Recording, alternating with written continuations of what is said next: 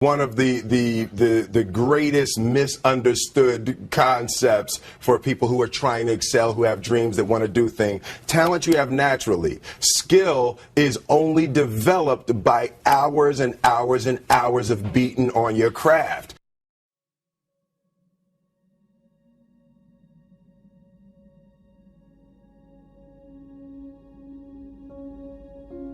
I believe, and I learned very young, that you don't try to build a wall. You don't set out to build a wall. You don't say, I'm going to build the biggest, baddest, greatest wall that's ever been built. You don't start there. You say, I'm going to lay this brick as perfectly as a brick can be laid. There will not be one brick on the face of the earth that's going to be laid better than this brick that I'm going to lay in this next 10 minutes. And you do that every single day. And soon you have a wall. And soon you have a wall.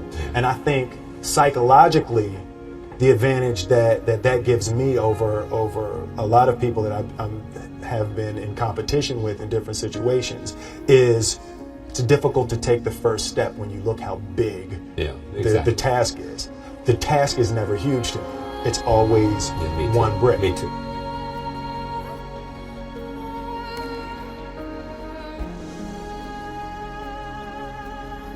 Confucius said, he who says he can and he who says he can't are both usually right. And you can call it naivete, you can call it arrogance. Barack Obama called it the audacity of hope. The first step before anybody else in the world believes it is you have to believe it. There's no reason to have a plan B because it distracts from plan A. Greatness is not this wonderful, esoteric, elusive, God-like feature that only the special among us will ever taste. You know, it's something that truly exists in all of us. Our desires and our commitment to the ideas of our future are all that matter. Being realistic is the most commonly traveled road to mediocrity. Why would you be realistic? What's the point of being realistic? I'm going to do it. It's done. It's already done. The second I decide it's done, it's already done. It's right. Now we just got to wait for y'all to see.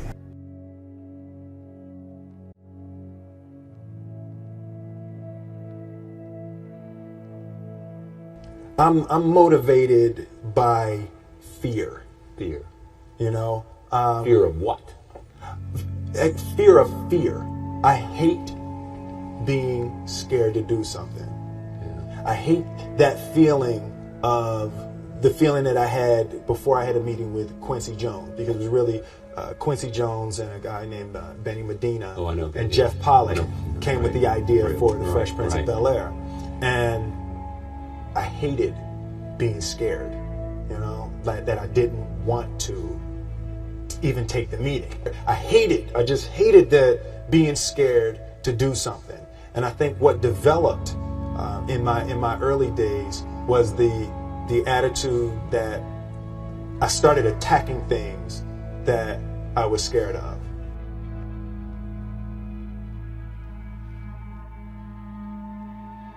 So I walked right up to Arsenio. Oh, what's up, man? What's going on, man? My name is Will Smith. You know, I'm gonna be a big dog out here in a minute. You don't know me yet, but I'm gonna be big. Yeah. You know, and I started developing the habit of attacking things that I was scared of. You can't be scared to die for the truth. The truth is the only thing that's ever going to be constant. And you can't fear what might happen to you if you were to tell the truth. Because what happens to you if you don't tell the truth is worse than telling the truth will ever be. Is there any similarity between that idea and what you have become in terms of a phenomenal movie star? Some sense of confidence in self that began whenever? I think that you know, I said a few months ago, I said that I believe that if I chose to, I could be the president of the United States. And I think that there's a certain delusional quality that all successful people have to have. You have to believe that something different than what has happened for the last 50 million years of history. You have to believe that something different can happen. Yeah, it's almost a kind of innocence. Absolutely. In other words, if you knew how difficult it was, right, you would have never gone down that path. Absolutely. And I think that's a huge part of me. Because, and I say to my friends all the time, and we laugh about it, I truly, honestly, as I sit here before you right now, as honestly as I can say it to you, I truly believe that I could be the president if I wanted to. And as bizarre as that may sound to people that have traveled the path before me and to people who actually know how difficult it is, foolish Will Smith honestly believes it. I think both of my parents and my grandparents were achievers, you know. There were very specific rules, and there was a constant desire to be better. Yeah. You know, we didn't grow up with the sense that where we were was where we were going to be. You know, we grew up with the sense that where we were almost didn't matter because we were becoming right. something greater. Yeah. And I always remember that my mother or father or grandmother would say, "That's great, baby. You did a really good job with that. That's incredible. Congratulations.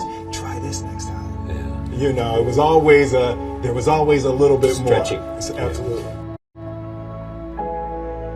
I don't want to be an icon. I want to be an idea. You know, I want to represent an idea. I want to represent possibilities. I want to represent magic, right? That you're in a universe and 2 + 2 = 4. 2 + 2 only equals 4 if you accept that 2 + 2 = 4. 2 + 2 is going to be what I want it to be, you know. And there's a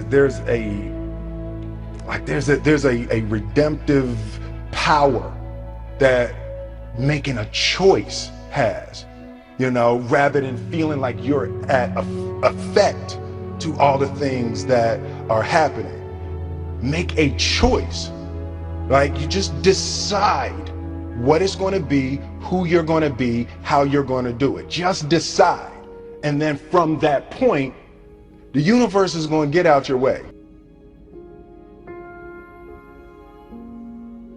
So for me, I want to represent possibilities. I want to represent the idea that you really can make what you want. One of my favorite books is the Alchemist, Paulo Coelho, and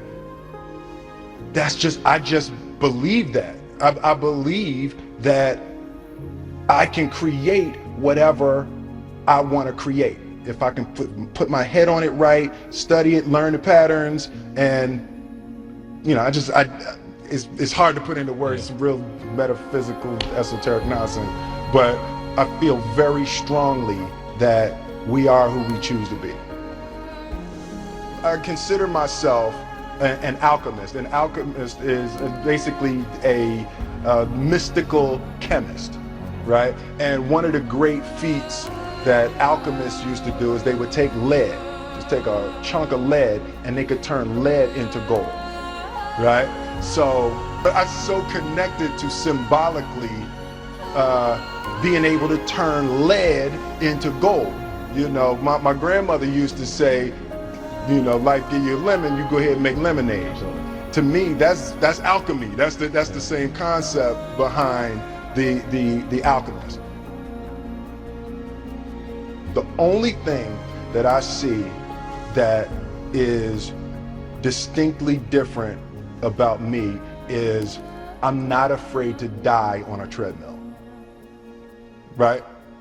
I will run. You would not be outworked. I will not be outworked. Right. Period. Yeah. You know, you might have more talent than me. You might be smarter than me. You might be sexier than me. You might be all of those things. You got it on me in 9 categories. But if we get on the treadmill together, right, there's 2 things. You're getting off first, or I'm going to die. It's really that simple.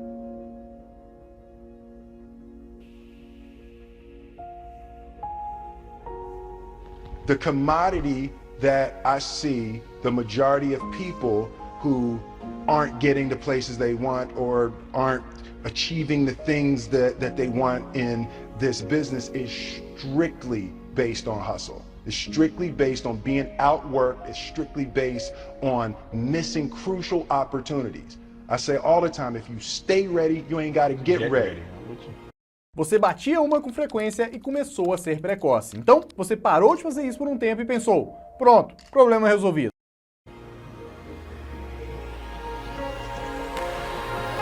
Why do you think you've been so successful? I've never really viewed myself as particularly talented. I view myself as, you know, slightly above average in talent. And where I excel is ridiculous, sickening work ethic. You know, while the other guy's sleeping, I'm working. While the other guy's eating, I'm working. While the other guy's making love, I mean, I'm making love too, but I'm working really hard at it, you know. I believe that self-discipline is the definition of self-love. That when you say that you love yourself, that means that you have behavior towards yourself that is loving. It's like you say to yourself, hey man, look, I know you want to eat that pizza and it'll be really good, you know, but I can't let you eat that, man, because if you eat that pizza, you're going to feel like shit, you know, and I love you too much to let you eat that. And I think the word discipline has kind of gotten a bad name. We think about it in terms of punishment. I'm not talking about discipline in that way. I'm talking about discipline in the sense that you forego immediate pleasure for the exchange of long-term self-respect. Self-love is when you say to yourself, oh man, look, I know you and that girl got a real connection. I know y'all vibe, but that's your girl's cousin. So I love you too much to let you do that. Self-love is, hey, look, I know you got a test on Monday, you know, and I know you really want to go out with your friends. It's Saturday night, you want to go out, but if you fail that test, you're not going to feel good about yourself. You know, I love you too much to let you go out tonight. Self-discipline is self-love. If you want to be happy, you have to love yourself, which means you have to discipline your behavior. The road to sustained happiness is through disciplining your behavior.